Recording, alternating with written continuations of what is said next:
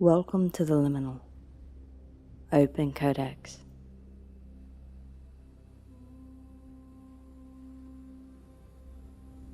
Hey everyone, welcome back to the Liminal Codex. This is Anna, and we are going to be taking a look at the astrology that is upcoming for the next little bit after we have gotten through this lunar eclipse in Virgo, and we're going to see what lies ahead because there are a lot of interesting aspects that will be made.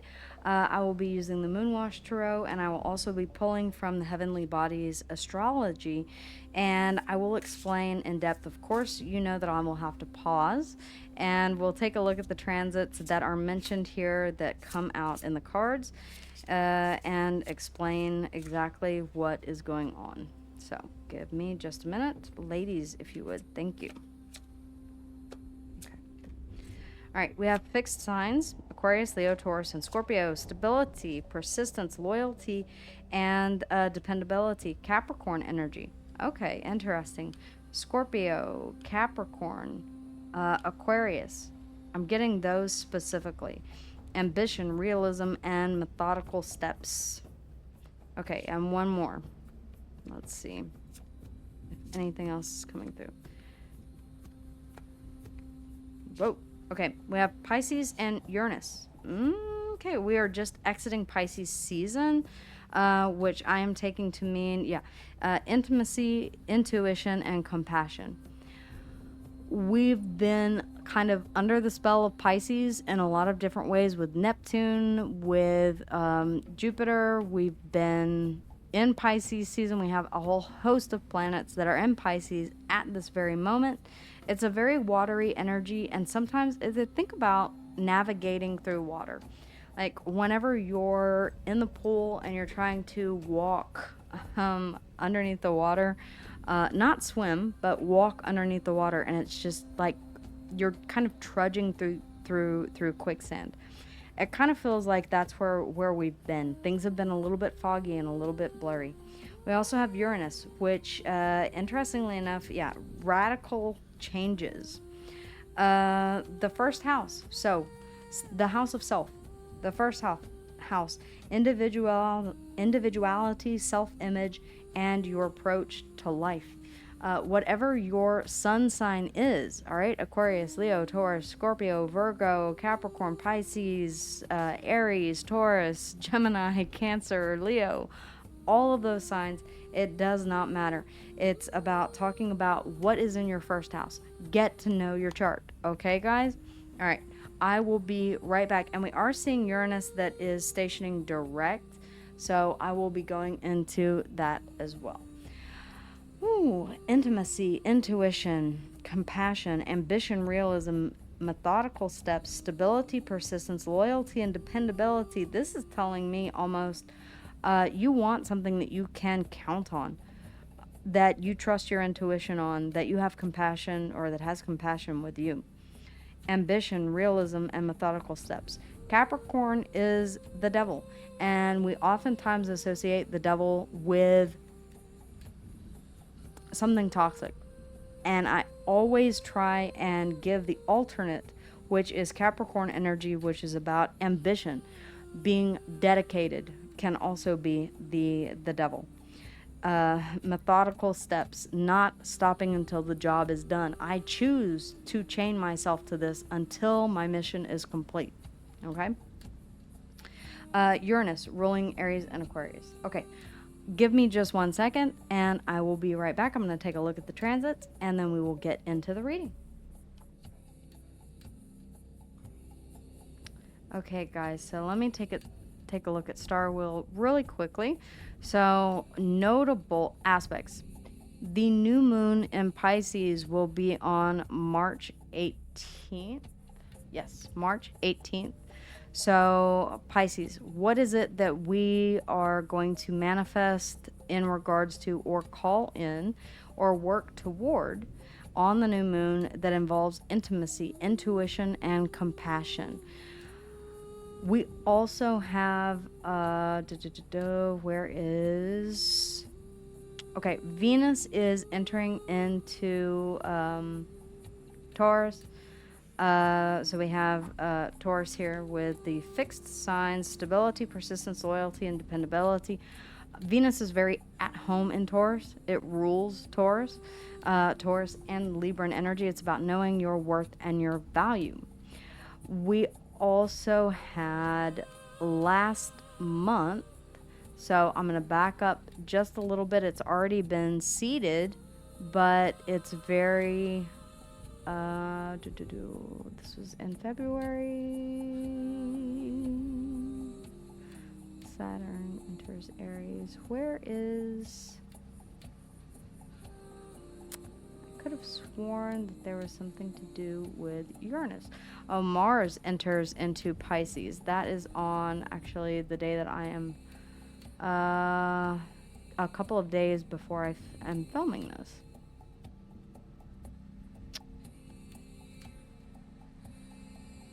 Okay, Uranus will be entering into Gemini, and this is about radical innovation.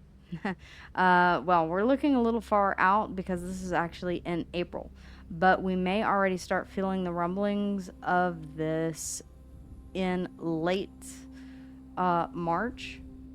Just FYI, it is coming up. Uranus has been in... Okay, Uranus stations direct. It has been in retrograde. Okay, so on February... Okay, all right. So on February 3rd, I feel like a lot of people kind of got kicked into gear on February 3rd, or a little bit after, or a little bit before, and decided, yeah, it's time for some radical changes. Now, I'm not going to... Everyone knows what happened on or around the 2nd of February, right? So let's go ahead, and I want to read this from Uranus here. On a collective level, it prompts changes in society that lead to the enhancements of human life. Before Uranus was found, Saturn was considered the edge of the solar system. The very discovery of this planet dismantled mankind's perception of reality. The energies, disruption, restructuring, breakthroughs, radical forward thinking, experiences, an awakening, a sudden change, your inner truth, your quest for freedom. Uranus, the great awakener, says, open your mind to the realm of possibility. What do you dream of doing, and who might you become? And this is on a collective level. So this is really going to affect the collective. Holistically, I kind of feel like we've all been in a bit of a fog here. Okay. Okay. I do want to see what comes out in the cards. Oh, yeah. All right. So when Uranus does move into Gemini, Gemini is the twins. It can be of two different mindsets, right? It's air energy. Air is thoughts, the mind.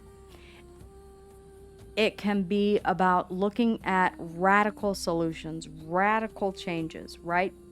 On both extremes. Because Gemini is known as the twins, like the good twin and the bad twin, okay? I have two versions of a mindset, right? Pisces is about dealing with that Neptunian dreamy kind of energy, that spell that we've all been under. Capricorn is about ambition, realism, and methodical steps. Uranus is kind of saying we're getting out of that fog and we're making some radical changes on a collective level. It's about dismantling the system on a personal level, okay? On a collective level, it's about humanity. It's about changes that we want to see in society. Thank you. The Two of Pentacles, but how? Okay, but how?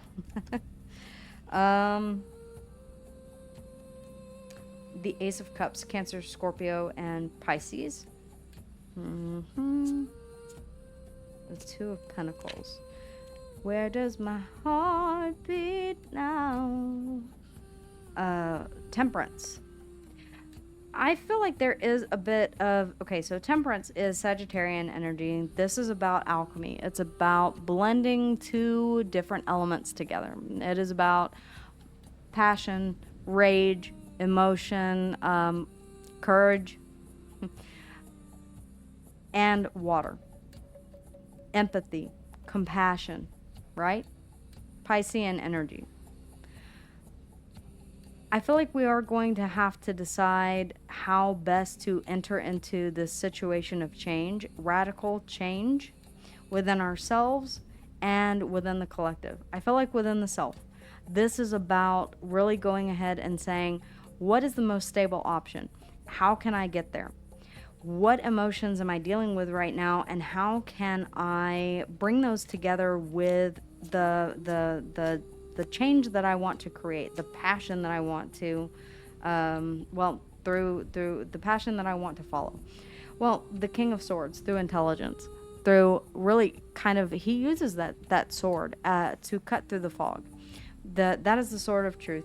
Both the king and the queen have the sword of truth. And it's about saying, I know what I know what I see. I will not be under the spell of illusion any longer. I have to make a radical change within myself to reconcile what is inside of me, the passion, the drive, the ambition, and the emotion, to see this through. Capricorn, it's kind of giving me Capricornian energy a little bit, with ambition and methodical steps. What is this Ace of Cups? What is this Ace of Cups? The Tower. Ooh, okay.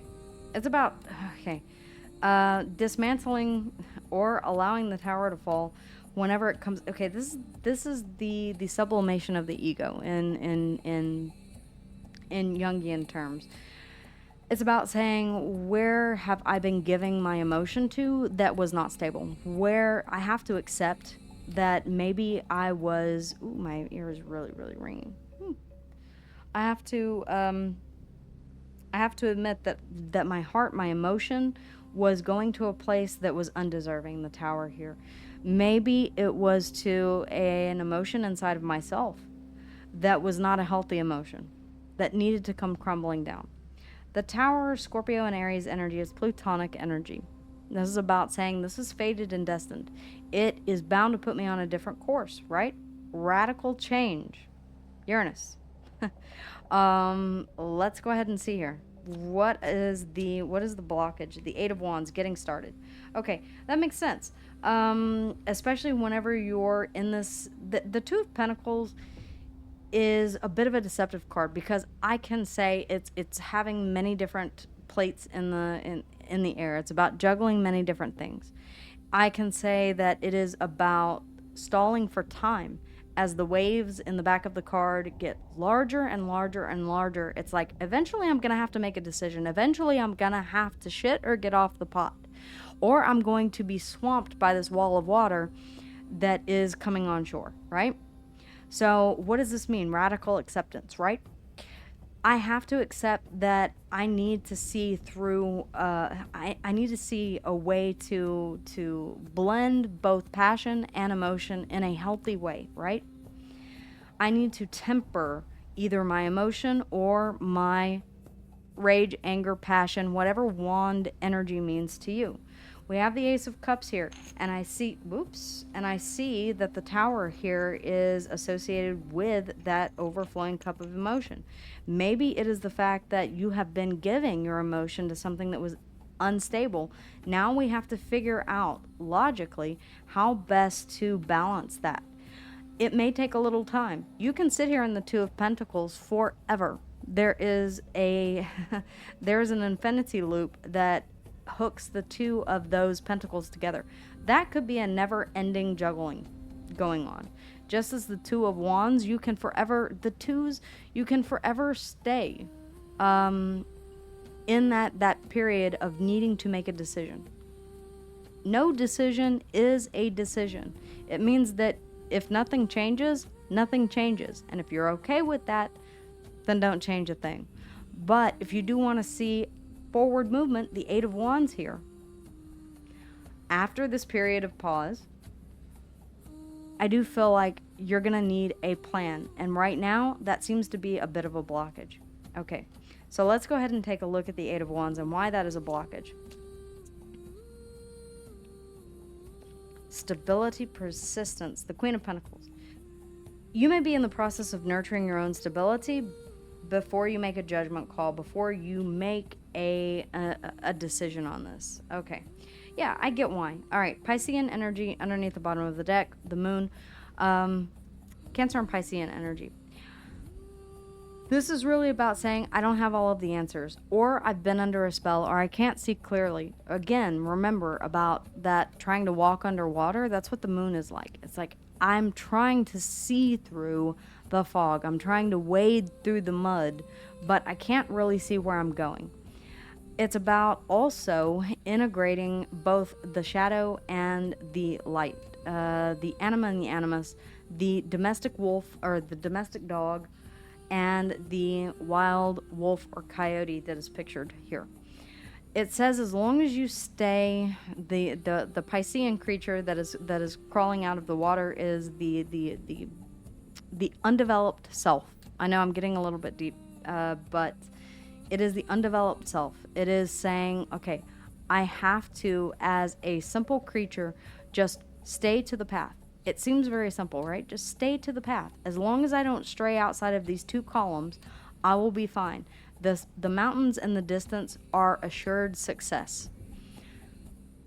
It's trusting that, and I feel like you don't necessarily trust whatever this course of action is, because we're human.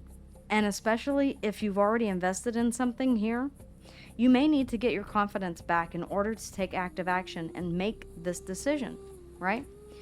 And if we're dealing with the moon, which is uncertainty, and you've already been through something that you were sure or gave to with the expectation that it would be stable, only for it to turn out not to be with the Tower, once bitten, twice shy, right? But it is fated and destined, the Wheel of Fortune. All right, Aquarius, Leo, Taurus, and Scorpio, the fixed signs here. Holy shiitake, and the world also. Aquarius, Leo, Taurus, and Scorpio. Oh, okay. This is a lot of major arcana to come out here. There's a lot of change that is going to happen. There are some cycles that are going to close out. There are some opportunities to start again. There's also a need or an ask of you here with the Piscean energy to embrace your intuition and have compassion for oneself as you do move through this murky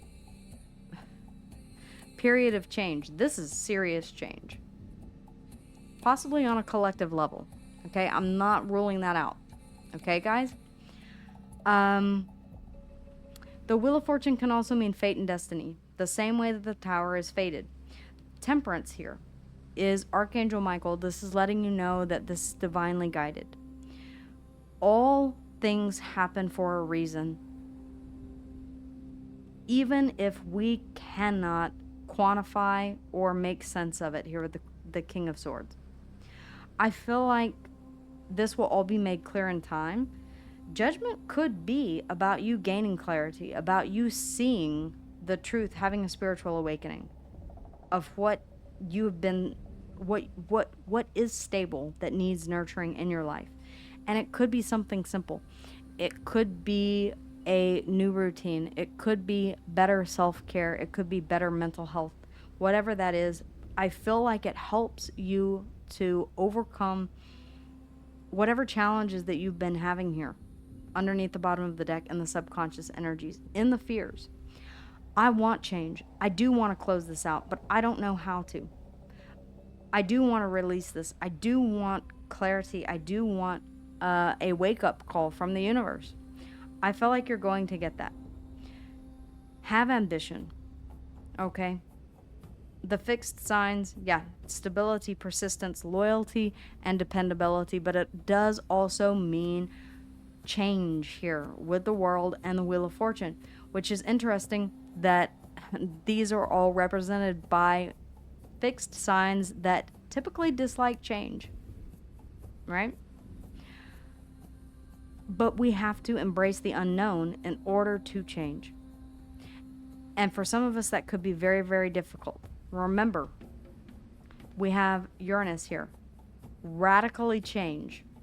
All right? There is a radical change that you are being asked to accept or to step into. The King of Pentacles underneath the bottom of the deck.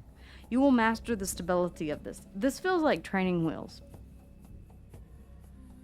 This feels like going into this having no idea but determination and grit, and saying whatever happens, whatever this radical change is, I will persevere. I will not back down.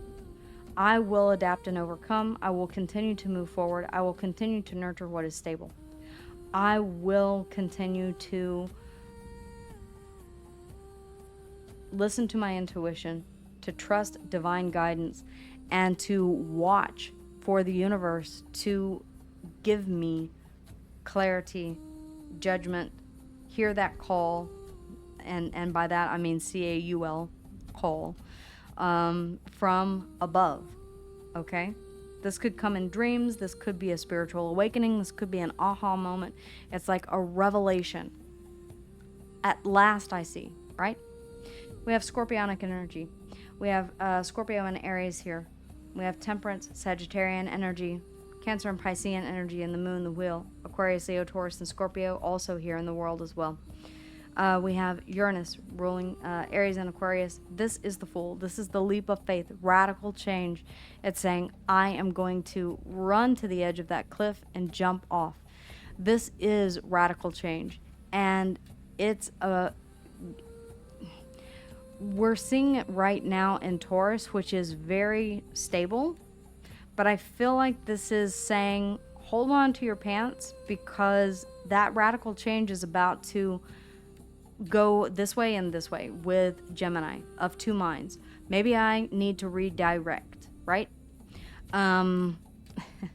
It just went direct, and it's going to go through Taurus, which is about really kind of getting that foundation down. Maybe after this tower, investing into the stable, nurturing the stable, rebuilding. And then we go into, all right, now that I have my stable foundation yet again, it's rebuilt. Maybe I've learned to trust my heart again, learned to trust my emotions again. I have that ambition back. I'm going to trust my intuition. I'm going to take a leap of faith this way, and if that doesn't work, I'm going to try it this way, and if that doesn't work, then I'm going to try it this way. Gemini is all about changing one's mind, and it's absolutely okay to do that. Try multiple, don't invest everything in one direction. In other words, diversify your new beginnings. Start something here, start something there, just a bit, okay? I have so many side projects that are going on right now. And because of that diversification, I'm able to continue to do what I do and to enjoy being here with you guys. Make sure that you smash the like button, subscribe if you have not yet already, and make sure that you guys let me know how and if this resonates with you in the comments down below. If you would like a more in-depth personal reading with me, and I will give you your chart. I will give you a personalized reading based on your natal chart. It's eerily, creepily accurate. It's one of those you have to see it to believe it type of things, because it takes in millions of different data points. Lenore Star Wheel. It's not yet available. It is the most amazing astrology tool that I have ever seen in my life. And just allow me to blow you away. Okay, Capricorn, Aquarius, Leo, Taurus, and Scorpio. That's what I have for you guys. Take care. I will see you guys again here soon. And in the meantime, take care.